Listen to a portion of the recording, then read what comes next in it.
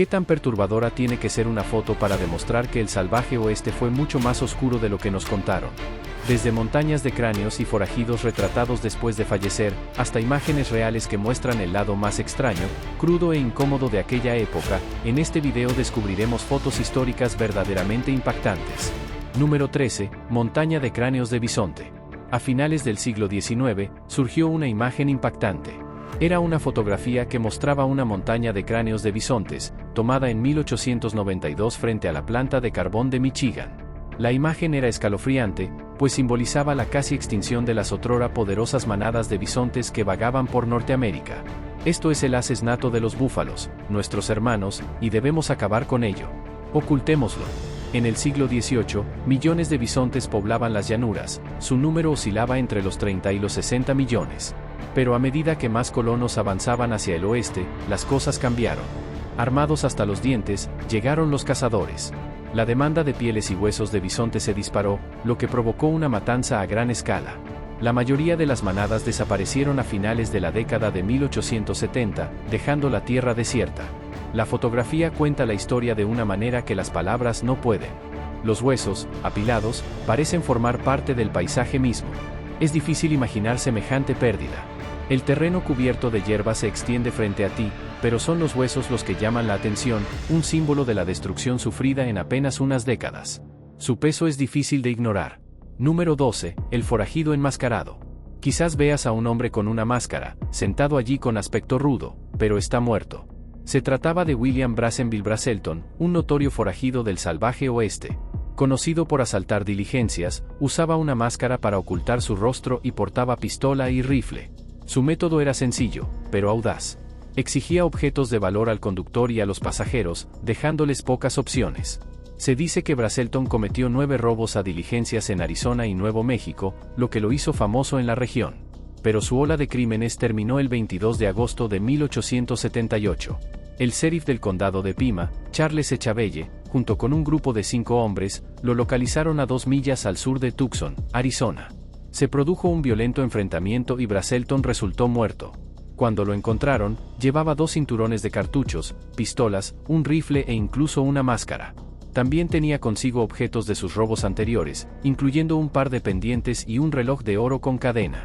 Tras su muerte, se le tomaron 2 fotografías, una con la máscara puesta y otra sin ella. Las imágenes son, cuanto menos, escalofriantes. Número 11. La tormenta de arena. Una enorme tormenta de arena se cernía sobre el pueblo de Midland el 20 de febrero de 1894. Elevándose decenas de metros en el aire, parecía una pared de polvo en movimiento, lista para engullir el pequeño asentamiento. El diminuto pueblo, con apenas unas pocas casas dispersas, torres de agua y molinos de viento, permanecía indefenso ante su paso. Probablemente ya había comenzado a soplar un viento fuerte y áspero, que llenaba el aire de polvo. Si se fijan bien, verán 2 figuras caminando por un camino de tierra a la derecha de la imagen, pasando entre los huecos de la cerca. Quizás se apresuraban a buscar refugio antes de que llegara la tormenta. Las oscuras nubes de arena le dan a la escena un aire inquietante.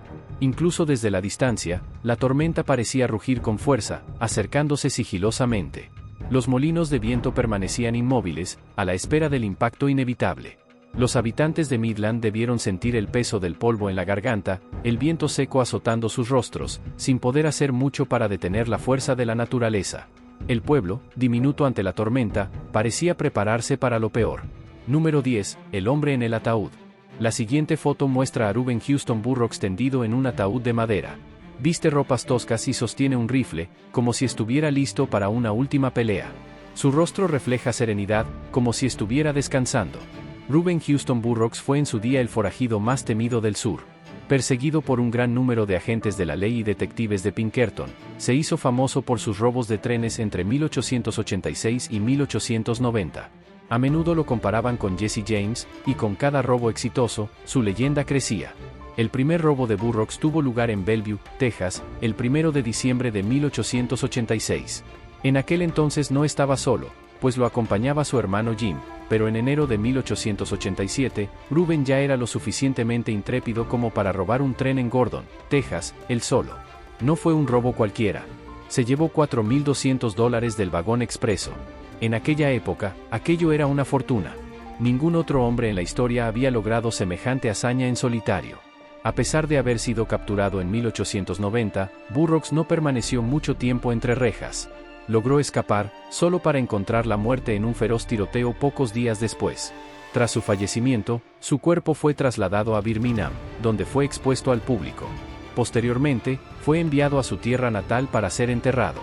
Su nombre sería recordado para siempre como el de uno de los forajidos más audaces del viejo oeste, uno que vivió y murió por las armas. Número 9. Butch Cassidy. Fue una figura que dejó huella en la historia del oeste americano. No empezó siendo un criminal. Al principio, se dedicó a robar caballos, pero sus fechorías no tardaron en escalar. Empezó a asaltar bancos y trenes, y pronto se ganó la reputación de ser uno de los criminales más buscados de la región. Aunque fue capturado y pasó un tiempo entre rejas, su encarcelamiento no significó el final de su historia. Tras escapar, retomó sus viejos hábitos. Junto con Sundance Kid, Cassidy participó en la formación de la Banda Salvaje, una banda tristemente célebre por sus audaces robos. Su estrategia fue audaz. Atacaron con rapidez y desaparecieron antes de que nadie pudiera detenerlos. Tras años de eludir la captura, se rumorea que Cassidy y Sundance Kid fallecieron en un tiroteo en Bolivia. Los detalles de su muerte, sin embargo, aún no están claros, y eso no ha impedido que la gente hable de ellos. Su historia ha inspirado innumerables libros y películas. Número 8. Billy el Niño. Billy el Niño vivió una vida verdaderamente aventurera. Nació en Nueva York en 1859, pero no estaba destinado a quedarse allí. La emoción y el desorden del salvaje oeste lo cautivaron, y no tardó en ganarse la reputación de ser un alborotador. Fue durante la Guerra del Condado de Lincoln cuando Billy se hizo realmente famoso. Se unió a un grupo de rancheros llamados los Reguladores. Estaban enfrascados en una feroz batalla con un grupo rival conocido como la Caza. Hubo derramamiento de sangre en ambos bandos, y Billy, siempre en medio de la acción, tuvo su papel en ella. Cuando las cosas se calmaron, Billy acabó entre rejas, enfrentándose a la horca. Pero Billy no era de los que se quedan sentados esperando su destino. Escapó de la cárcel y mató a más gente. En julio de 1881, el sheriff Pat Garrett finalmente lo alcanzó, y ese fue el fin de la huida de Billy. Aún así, su nombre perdura, resonando en los relatos del salvaje oeste. Número 7. La chica tatuada. Esta rara imagen muestra a Olive Ann Oatman, una joven cuya vida dio un giro dramático en 1851. Originaria de Illinois, Olive tenía solo 14 años cuando ocurrió la tragedia. Su familia fue atacada y asesinada por los Tolcapias, una tribu nativa americana en lo que hoy es Arizona. Sin embargo, ella y su hermana sobrevivieron y fueron mantenidas cautivas. Finalmente, las hermanas fueron vendidas al pueblo Mojave. Lamentablemente, la hermana de Olive murió de hambre tras pasar unos años con los Mojave. Pero la historia de Olive no terminó ahí. Tras 5 largos años de cautiverio, logró reintegrarse a la sociedad estadounidense. Su experiencia fue impactante y captó la atención de la prensa. La historia de Olive se popularizó y se difundió a través de discursos, novelas, obras de teatro, películas e incluso poesía. Aún se debate qué ocurrió realmente durante su cautiverio, pero un detalle llamativo permanece: los tatuajes en su rostro. El desierto de Mojave le dejó esos tatuajes, que despertaron curiosidad y atención mediática mucho después de su liberación. Número 6. Jimmy M. King Santiago. En esta foto, vemos a Jimmy M. King Santiago, un niño del Valle de Lower Membres en Nuevo México. Tenía apenas 11 o 12 años cuando su vida cambió para siempre. Mientras estaba con su hermano Martín, un grupo de apaches chiricahuas, liderados por Jerónimo, los sorprendió. Lamentablemente, Martín no sobrevivió al encuentro. Los apaches lo mataron, dejando a Jimmy desconsolado mientras se lo llevaban. Es difícil imaginar lo que debió haber sido para un niño tan pequeño. De repente, lo arrancaron de su hogar y lo obligaron a vivir con extraños. Sin embargo, después de 6 meses con sus captores, algo cambió. Jimmy había aprendido su idioma y comenzado a comprender su forma de vida. El general George Crook finalmente lo rescató. Pero lo que sucedió después fue sorprendente. Jimmy no quería irse. Después de todo lo que había pasado, prefirió quedarse con los apaches en lugar de regresar con los soldados. Esta fotografía lo muestra en ese entonces, viviendo entre la gente que una vez lo había acogido. Por suerte, finalmente se reunió con sus padres. Número 5. Vaqueros en un salón. Ser vaquero no se trataba solo de montar a caballo o meterse en peleas de bar. Había mucho más que las historias salvajes que cuenta la gente. En esta foto de 1907, se ve a un grupo de vaqueros en un salón de Old Tascosa, al norte de Texas. Están reunidos alrededor de la barra, charlando con el camarero, con una bebida en la mano. Parece un momento de paz en sus duras vidas. En aquella época, los salones eran el lugar perfecto para desahogarse. Los vaqueros jugaban al póker, bebían y, a veces, incluso hacían tratos con el ganado. No todo era caos. En estos lugares también se hacían negocios serios. Algunos salones permanecían abiertos todo el tiempo, al igual que algunos locales hoy en día. Pero no solo los vaqueros frecuentaban esos sitios. Buscadores de oro, soldados, viajeros e incluso abogados se reunían en el mismo lugar para tomar algo. El salón era mucho más que un simple bar, era el centro de la vida del pueblo. La gente iba allí para relajarse, divertirse y, a veces, para ocuparse de sus asuntos. Era un lugar donde se reunía todo tipo de personas. Y para los vaqueros, era un merecido descanso tras las duras jornadas en el camino. Número 4. La gente de Navajo. La vida del pueblo navajo se caracterizaba por la fuerza y la habilidad. Esta fotografía, tomada en 1873 cerca del fuerte Defiance en Nuevo México, muestra un atisbo de su vida cotidiana. Los navajos eran conocidos por su fortaleza e inteligencia. Y eran una de las tribus nativas americanas más célebres de la época. En la foto se pueden ver mazorcas de maíz colgando, lo que demuestra su destreza agrícola. Cerca también hay telares, que utilizaban para tejer las famosas mantas que confeccionaban. Estas mantas eran muy conocidas y apreciadas. Los navajos no eran solo guerreros, también eran creativos e ingeniosos en su forma de vida. Utilizaban la tierra con sabiduría y comerciaban con otros para ganarse bien la vida. Su modo de vida combinaba el trabajo duro con la artesanía, lo que les permitía sobrevivir e incluso prosperar en tiempos difíciles. Esta foto cuenta la historia de un pueblo fuerte y decidido. A pesar de las dificultades que los rodeaban, los navajos se aferraron a sus tradiciones y forjaron su futuro. No solo sobrevivían, sino que creaban su propio camino. Número 3. Rose Dunn. Con tan solo 15 años, Rose Dunn se convirtió en una leyenda del salvaje oeste. Conocida como Cimarrón, mantuvo una relación amorosa con George Bitter Creek Newcomb, un notorio forajido. Su belleza y su carácter tranquilo la convirtieron en una de las favoritas de la banda de Newcomb. La admiraban, y con razón. Tenía un encanto difícil de ignorar. Tras un peligroso tiroteo con los alguaciles federales, la banda se dio a la fuga. Pero los problemas surgieron cuando Newcomb y otro miembro de la banda regresaron a ver a Rose. Sus hermanos, que eran cazarrecompensas, les dispararon en cuanto los vieron. Newcomb tenía una recompensa de $5,000 por su cabeza, vivo o no, y sus hermanos no tardaron en cobrarla. Muchos acusaron a Rose de tenderle una trampa a Newcomb, alegando que había avisado a sus hermanos sobre el paradero del forajido. Sin embargo, Rose lo negó, y sus hermanos la respaldaron. Insistieron en que ella no tenía ni idea de que planeaban matar a Newcomb ni de dónde se escondía la banda. A pesar de los rumores que la rodeaban, Rose nunca fue acusada por su participación en la banda. Su historia, llena de peligro, amor y traición, convirtió a Rose Dunn en un nombre que sería recordado mucho después de que el viejo oeste desapareciera.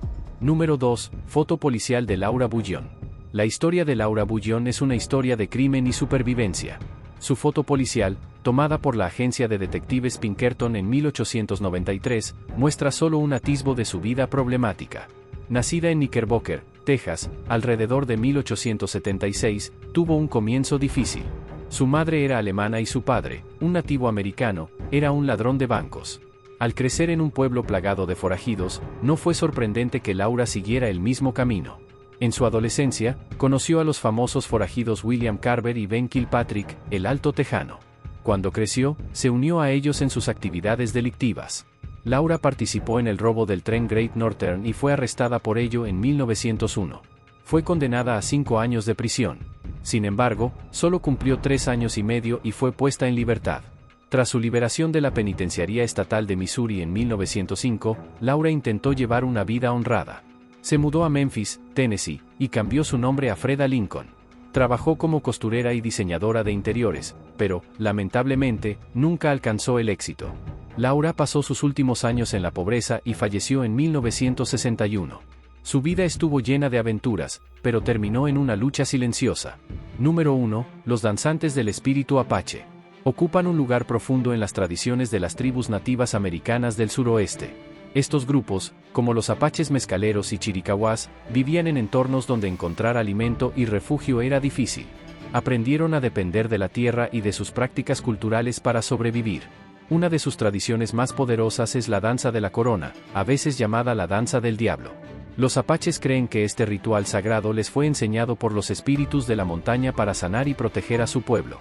En total participan 5 danzantes, 4 llevan máscaras y altos tocados que representan los puntos cardinales, norte, sur, este y oeste. Sus movimientos están cargados de significado, conectándolos con la tierra y el cielo. El quinto bailarín, conocido como el payaso, desempeña un papel importante. Su función es ahuyentar a los malos espíritus y proteger a los demás mientras bailan. La danza no se trata solo de tradición, sino también del poder curativo, la protección y los espíritus que guían al pueblo apache. Incluso hoy, esta antigua práctica continúa, recordándole sus profundos lazos con sus ancestros y el mundo que los rodea. Nos vemos en el próximo video.